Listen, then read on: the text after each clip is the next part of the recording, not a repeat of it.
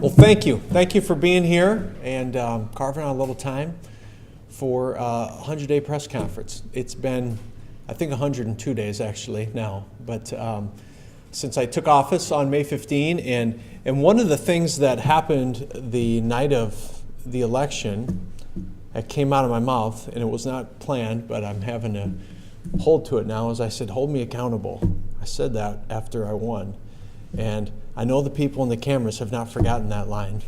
And so the point of today is to do that, to kind of give you an update on what the first 100 days have looked like here in the mayor's office, what we've gotten done, but more importantly, kind of what's going to be happening in the next 4 years.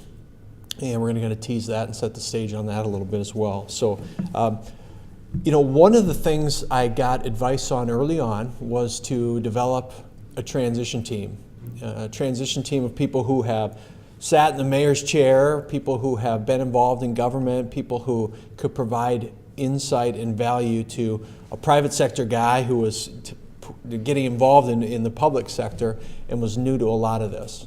And so what I'd like to do is recognize those folks. This is a group that we met every Thursday for an hour, and then we'd also have more impromptu kind of one-on-one meetings with most of them, depending on the topic. And they were incredibly valuable to me. So I'm going to say their names, and I would like them actually just to come forward because I really want to recognize them. They gave me a lot of time and effort. And of course, Erica Beck, my chief of staff, who started on the transition team but ended with a job in City Hall, as did TJ Nelson, deputy chief of staff, John Baronic, Ann Hyack was part of this group, former mayor Gary Hansen, who I still walk the same carpet he walked in the mayor's office. A fun fact. We're working on that. Ex-fire chief Don Hill. I don't think Don's here today. Don was part of that. Lauren Kepsel, who was our financial brains. He's a professor at Augie, has been involved in a lot of different companies in Sioux Falls. Mayor Dave Munson, Mayor Munson is still recovering from some joint surgery he had, but Mayor Dave was part of that. Jim Schmidt, with his business card just says General Man About Town, if you know Jim. So everybody knows Jim. Jody Schwan was part of our team, and Goy Yole. Goy is a great guy that I got to know on the campaign and have enjoyed continuing our relationship, and really found out Goy has a pretty extensive background in government in South Sudan as a commissioner there, and he's played a really big role. So I wanted to recognize these folks, officially thank them for their service. And they're not going to be hearing the last of me, but it's been a fun 100 days. I think we had fun in those meetings, and they were casual at times, but they also gave me a lot of great direction. So I just want to publicly thank you all. So thank you.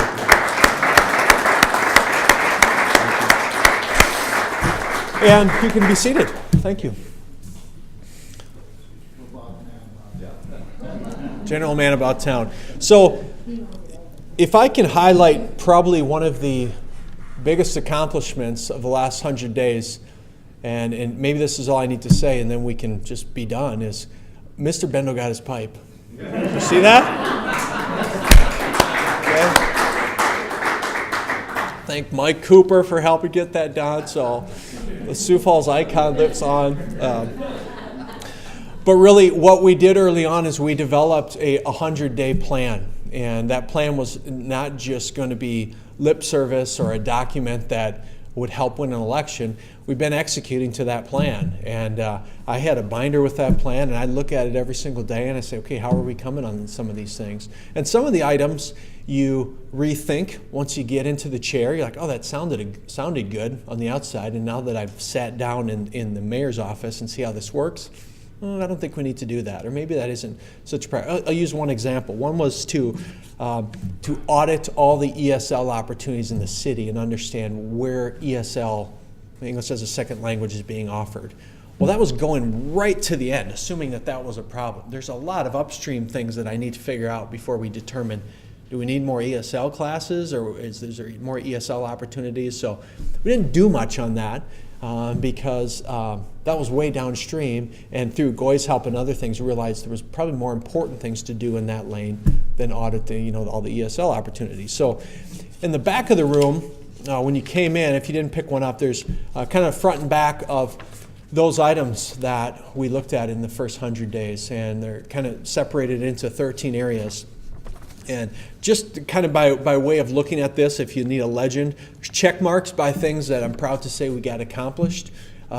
Some in maybe a little different way than what was stated here, but they were accomplished. Some will say in progress, meaning they're happening. There's meetings happening, there's been discussions happening, there's ordinances that are being worked on. And then there's some where there's nothing next to them. That's not to say that they were a failure. It's just to say they didn't make the 100-day priority list as we continue to move ahead, but they will continue to be important items. And what I want to do is talk about those top 100-day accomplishments there at the top. And I think one of the things that our team has done well during these first few months is exactly that: build a team, create a team, and work with the existing team. I see a lot of the city directors are here today. Part of when you step into this role is you have to learn how you're going to work with each other. You have to learn the styles of the different leaders that are already existing. You have to fill important roles like a city attorney with a guy like Stacy Koistra, a chief of staff with someone like Erica Beck, who quite honestly could name her job in the private sector and felt called to come back into city service. And so we built an incredible team, and I've inherited a credible team. And so between the additions that have joined this administration, the ones that are already here, we're really proud of that. And kind of to that second point there's been a lot of relationship building.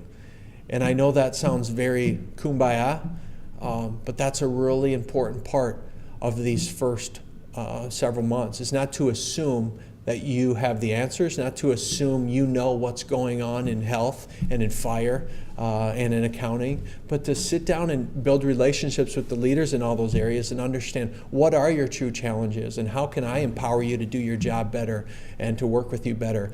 And it's not just the city employees. There's also been a lot of relationship building that I've worked on outside of City Hall. And I want to give you a great example.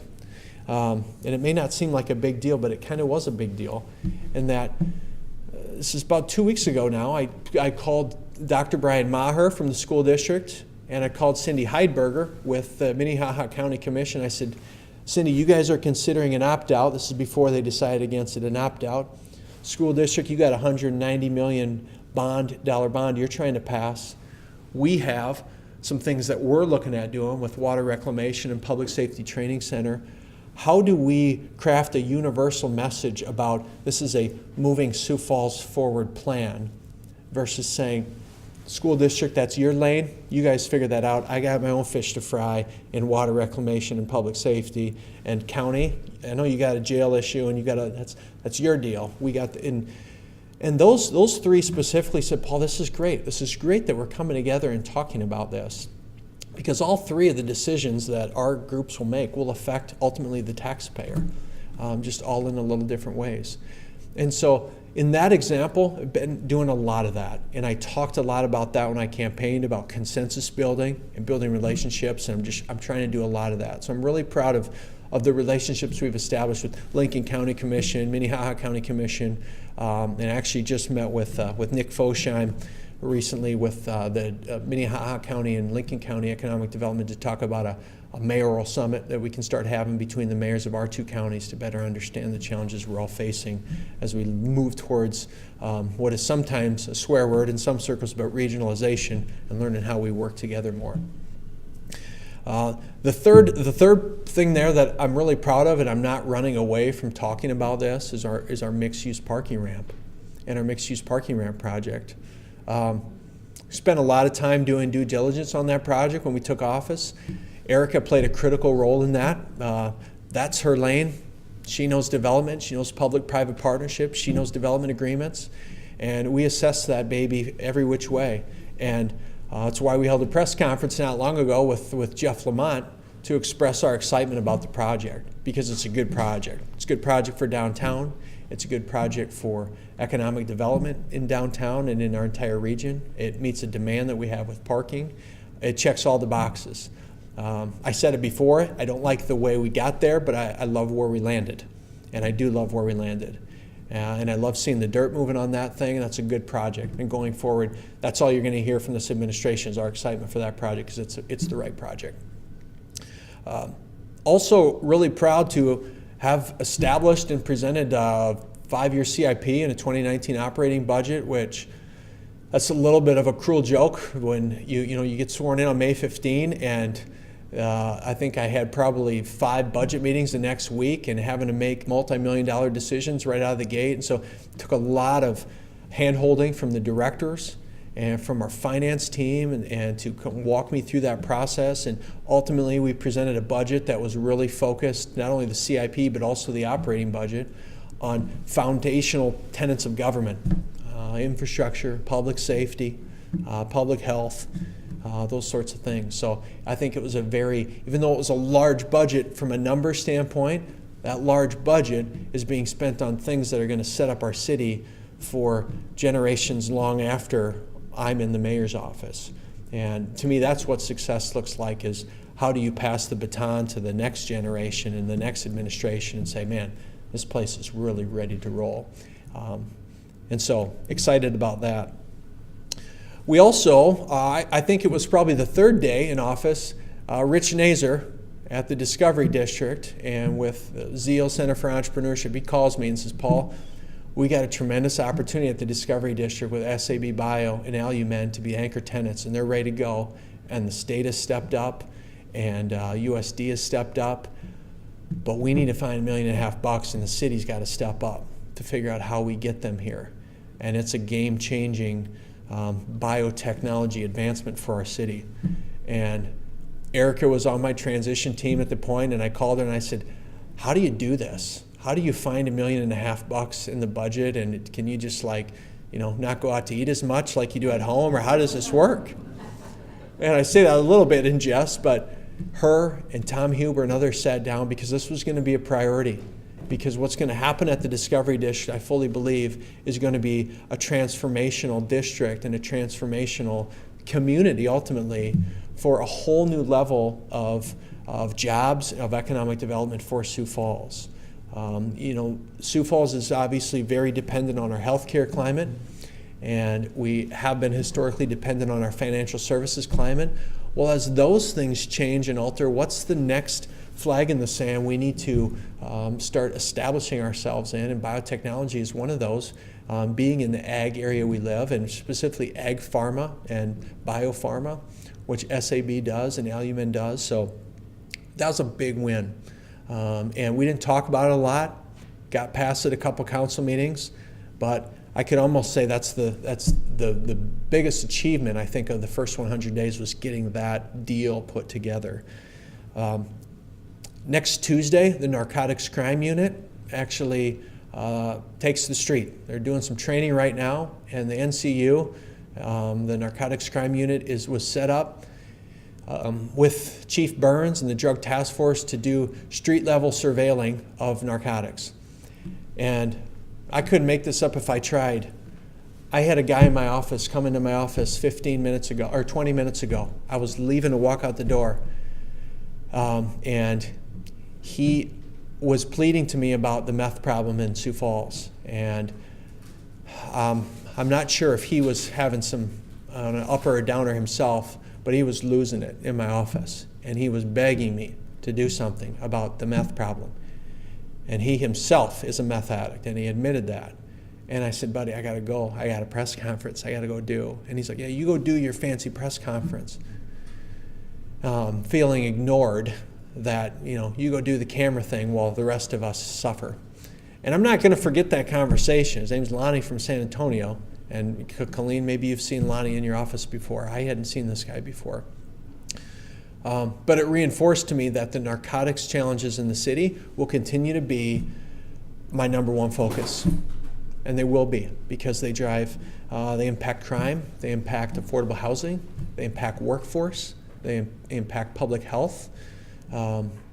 Ann Hayek on my transition team is part of the parole board. She sees the issues of some of these gentlemen that are and ladies that are paroled and go back to that life because it's easy. And so we have to continue to attack narcotics. So I'm glad to see the NCU actually taking effect starting this Tuesday with 2 great officers that were pulled out of patrol and stepped up to answer that call. And then the last thing I'll mention is EAB, and I'm going to Emerald Ash Borer. And this is not something I thought I'd spend any time on, but I'll pick on Kello for a second because May 15 I got sworn in, and I went over to do an interview right after I got sworn in. This is in Chambers, and I'm like, oh, they're going to talk about being the mayor and what this is about. First question. So the Emerald Ash Borer has made its way to Sioux Falls, and what do you intend to do about it? And I was like, geez, this is going to be a big deal. If that's the first question they asked, it wasn't a softball mayor question. I had no idea the scope and the size and the challenge that this EAB problem would present to our city. And our parks team, TJ in the mayor's office, private sectors, they've been working a lot of hours on our plan in response to this, but I want the citizens to know it's been worked on for a long time as well. I was a little bit surprised Parks was not. This city was not. This city knew it was coming. This city hasn't been planting ash trees, but it still creates a challenge when it's actually here, and now we have to deal with it. So you know you have this annoying cousin Vinny, but when he shows up, then you got to actually deal with Vinny. And that's what the EAB became to Sioux Falls. EAB showed up, it's like, all right, it's time. So we got funding, we got planning. We've had a lot of private sector people step up and say, hey, what can we do for tree replacement? Trees are sacred to a lot of people.